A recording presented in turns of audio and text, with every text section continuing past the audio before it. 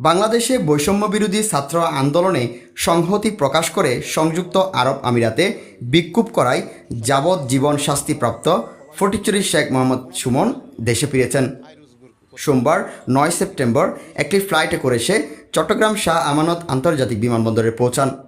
শেখ মোহাম্মদ সুমন চট্টগ্রাম ফটিকছড়ি উপজেলার নাজিরহাট পৌরসভার ৭ নং ওয়ার্ডের নুরুল্লাহ মুন্সির বাড়ির মোহাম্মদ মুসার ছেলে। সে প্রবাসে কন্ডাক্টরের কাজ করত। শেখ মোহাম্মদ সুমন ছাত্র আন্দোলনে সংহতি প্রকাশ করে সংযুক্ত আরব আমিরাতে বিক্ষোভ করায় গ্রেপ্তার হন এবং পরে তাকে যাবজ্জীবন শাস্তি দেন ওই দেশের আদালত। পরিবারকে তো প্রতি মুহূর্তে আমার ছেলে মেয়েদেরকে, আমার ওয়াইফকে, আমার মা বাবাকে, আমার আত্মীয় স্বজনকে, বন্ধু বান্ধবকে, মানে পুরো বাংলাদেশটাকে মিস করেছি। সবচেয়ে বেশি আমার আন্দোলনকারী যারা রোডে ছিল ওদের কি অবস্থা হচ্ছে, ওদেরকে আর কতজন গুলি করে হত্যা করতেছে, ওদের কি রাষ্ট্রের উপর রাশ পড়ে যাচ্ছে কি না, কী অবস্থা হচ্ছে আমরা কিছুই জানতে পারতেছি না। যখন হঠাৎ মানে নিউজ আসলো শেখ হাসিনা মানে ক্ষমতা থেকে চলে গেছে, আমাদের প্রফেসর ডক্টর ইউনূস স্যার যখন ক্ষমতায় নিবে এরকম শুনতে পাচ্ছি, তখন নিজেকে মানে মনে হচ্ছে আসলে আমরা সত্যিকারের মুক্তিযোদ্ধা। মানে দেশ স্বাধীন হয়েছে, যারা যেটা চেয়েছে মানে কোটা আন্দোলনকারীরা, তারা মনে হয় তো আজকে সসম্পূর্ণভাবে কি ওনাদের যে দাবি আদায় করতে মানে সক্ষম হয়েছে। আসলে মূলত ঘটনাটা হচ্ছে যে বাংলাদেশে আমাদের ছাত্র ভাইদের তাদের অধিকারের জন্য যে কোটা আন্দোলন যে শুরু হয়েছিল, সেম আন্দোলনটি সারা বিশ্বে ছড়িয়ে পড়েছে, আমেরিকাতে, ইউরোপে, ইউনিয়নে। তো মধ্যপ্রাচ্য আমার ভাই যে কিছু ভাইরা আছে, ওনারা মনে করছে হয়তো এখানেও নর্মালভাবে করতে পারবেন, এটা যেহেতু আমাদের দেশের হয়ে করতেছে, ওই দেশের হয়ে না। সেম কিছু ভাই ছোটো, যাদের বয়স কম, ওরা হয়তো বুঝতে পারে না ওই দেশের কানুন সম্পর্কে। কিছু ভাই হালকা 2-1 মিনিট লুড়ে নামছিল। তো ওই প্রেক্ষিতে আমাদের মানে অনেকগুলা ভাইকে গ্রেপ্তার করেছে ওই দেশের সরকার। গ্রেপ্তার করার পরে 57 করে 2 দফায় কী করা হয়েছে, সাজা দেওয়া হয়েছে। তার মাঝে প্রথমবার 57-এ 3 জন যাবজ্জীবন, বাকিদেরকে আপনার 53 জন হচ্ছে আপনার 10 বছর করে, একজনকে হচ্ছে 11 বছর করে। এটা হয়তো অনেকে আপনারা নিউজে পেয়েছেন। পরবর্তী 57-এ আপনার 8 জনকে দিয়েছে যাবজ্জীবন, বাকিদেরকে দেওয়া হয়েছে 10 বছর সাজা। তার মাঝে আমিও একজন যাবজ্জীবন। যাবজ্জীবন কেন হলেন?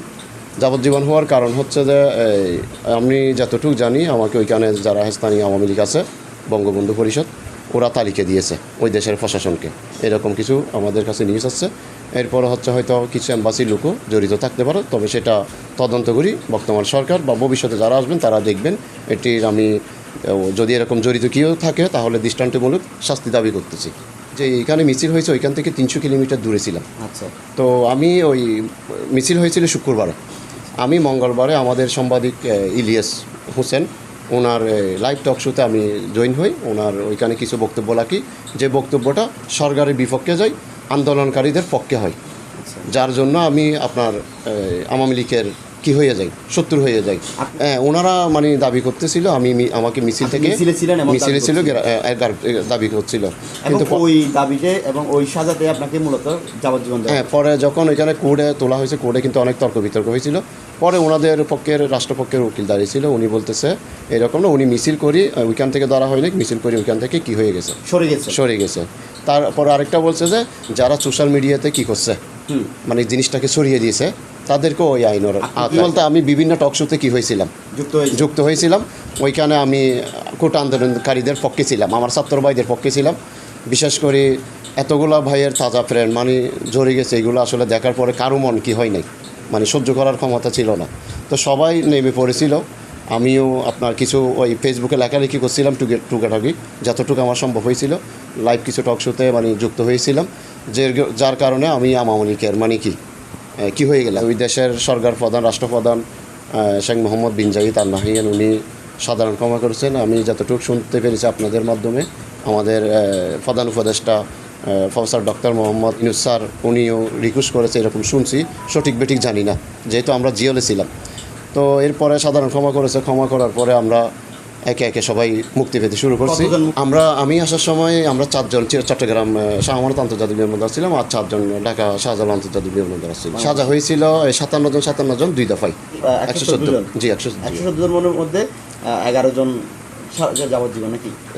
8 জন 3 জন 11 11 জন যাবজ্জীবন, বাকিরা হচ্ছে 10 বিভিন্ন বছর। বিভিন্ন মেয়াদে 10 বছর, সবাইকে 10 বছর। আচ্ছা, আপনি জেলে কয়দিন ছিলেন? আমি জিয়ালে ছিলাম তো সর্বমোট হচ্ছে 1 মাস 15 দিন। জিয়ালের সময়গুলো সবসময় আসলে মানে আমার পরিবার থেকেও দেশের যে আন্দোলন, চলমান আন্দোলন, ওই দিকে আমাদের সবার কী ছিল, নজরটা ছিল মানে ওই মুহূর্তে আমরা এই যাদের পক্ষে হয়ে কাজ করতেছি ওনারা যদি উইন না হয় তাহলে আমাদেরকে কী করতে হবে, সাজা ভোগ করতে হবে। আর যদি সরকার পরিবর্তন না হয় তাহলে অবশ্যই আমরা ধরে নিচ্ছি যে আমাদেরকে কী করতে হবে, সাজা ভোগ করতে হবে। তো আমরা সবসময় আল্লাহর কাছে মানে আল্লাহর কাছে ইবাদত করেছি, সবসময় তাহাজ্জুদ নামাজ পড়েছি, এমনি নফল নামাজ ইবাদত সব কিছু করার পরে আল্লাহর কাছে সবসময় প্রার্থনা করেছি যে কি সরকার যেন কি হয়ে যায়, চেঞ্জ হয়ে যায়। আমরা টোটালি এক রুমে 31 জন ছিলাম। 31 জন ছিলাম একটি রুমে।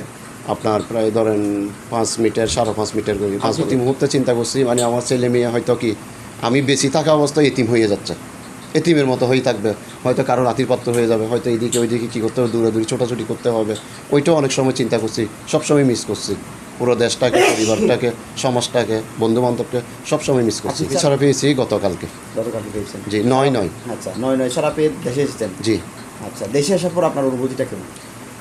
দেশের মাটিতে যখন আসছি মনে হচ্ছে স্বাধীন একটি বাংলাদেশে, নতুন একটা স্বাধীন বাংলাদেশ, সূর্য উঠেছে, নতুন একটা স্বাধীন বাংলাদেশে কী হয়েছে, পা রেখেছি, এরকম আমার অনুভূতি কাজ করছে আর কি।